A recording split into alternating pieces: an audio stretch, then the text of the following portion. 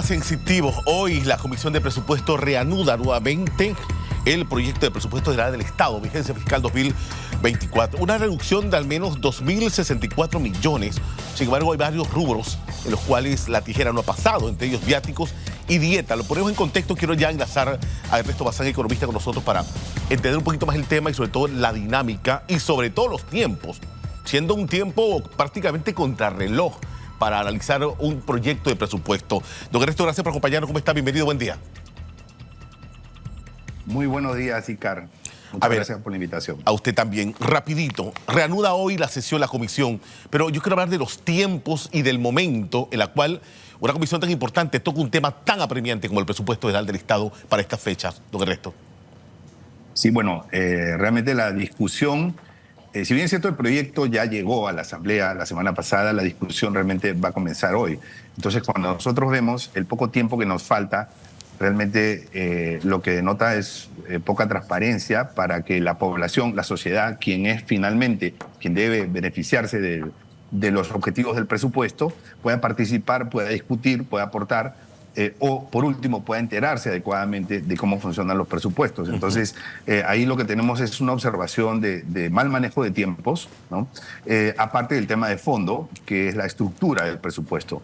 O sea, es una estructura que no corresponde a la realidad panameña, que como bien lo dijiste, si bien es cierto hay una reducción importante en cuanto a la versión anterior, ya la versión anterior tenía un incremento de 5.700 millones de dólares. Entonces, que no parezca esto una reducción, porque realmente no lo es. O sea, de esos 5.700, que era un presupuesto completamente inflado para una realidad que no corresponde a la realidad panameña en un año en donde la economía probablemente no va a crecer o va a crecer mínimamente, entonces no es un presupuesto que corresponde, no corresponde el incremento en el presupuesto. A ver. Entonces, ¿qué pasa? Parecería que hay una reducción, pero esa reducción no es del presupuesto del año pasado. Respecto del presupuesto del año pasado, estamos creciendo 3.500 millones de dólares sin sustentar adecuadamente de dónde van a salir los fondos. Sí,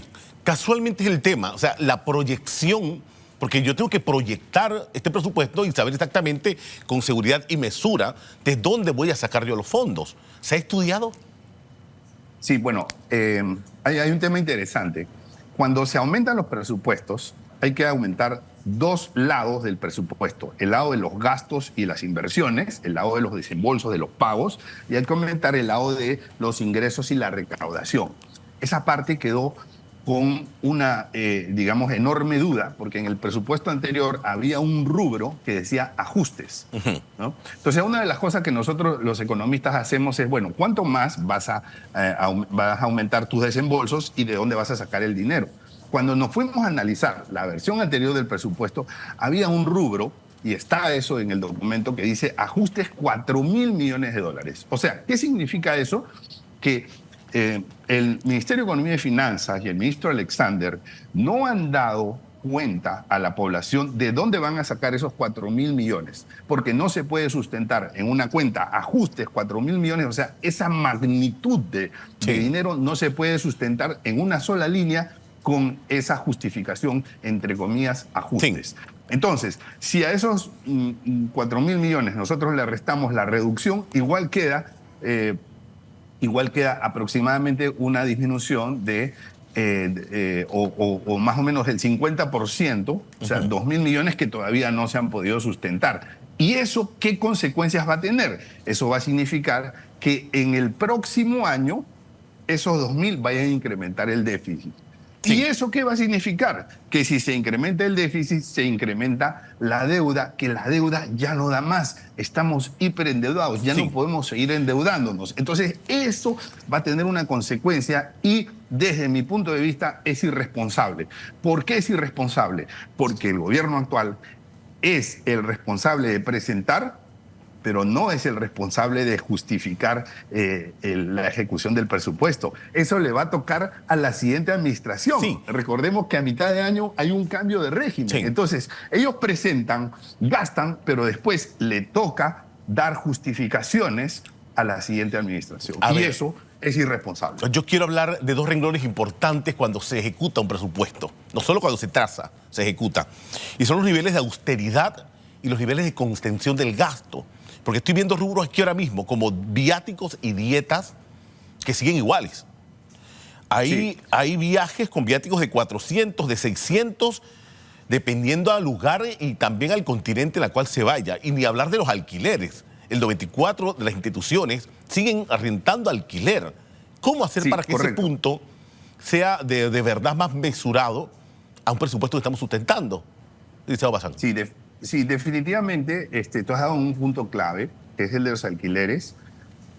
No se justifica que un país en donde no le alcanzan los recursos, y eso es lamentable, no le alcanzan los recursos para cubrir todos los gastos, sigamos pagando alquiler, cuando tenemos grandes oportunidades en terrenos de las áreas revertidas, que nosotros podríamos acondicionar adecuadamente, por ejemplo, para que ahí se puedan instalar entidades del Estado, y que por el otro lado estemos pagando alquileres cuando estamos en una situación de déficit, cuando estamos en una situación crítica, cuando las calificadoras de riesgo nos están amenazando en quitarnos el grado de inversión, cuando la economía no va a crecer, cuando sabemos por todos lados que aquí, señores, y hay que decirlo con claridad, hay despilfarro.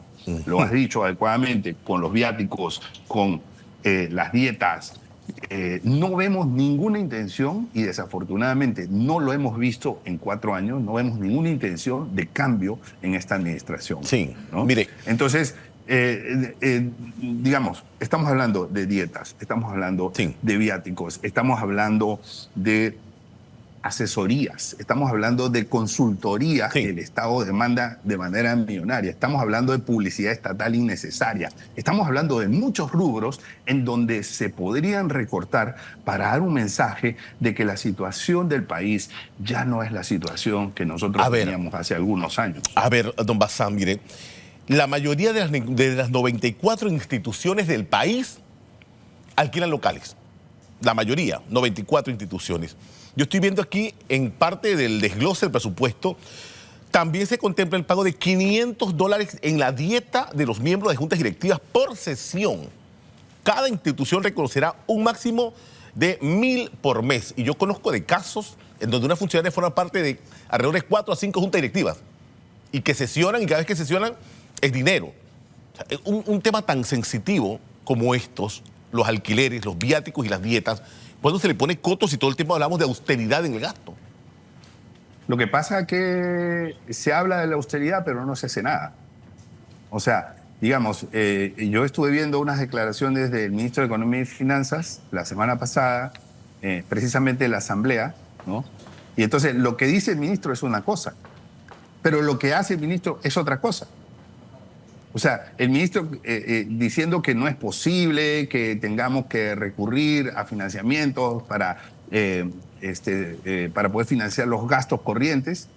Pero, ministro, eso es lo que ha hecho el país y eso es lo que ha hecho su administración los 4 años anteriores. Entonces, aquí hay mucha hipocresía.